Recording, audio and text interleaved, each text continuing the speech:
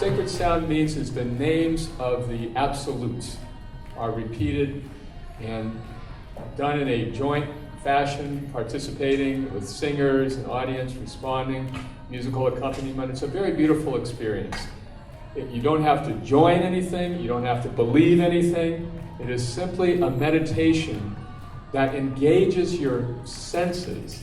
So instead of trying to force the mind to sit still while meditating, you can just engage the senses in the absolute, and then the mind follows right along. It's an amazing experience of meditation.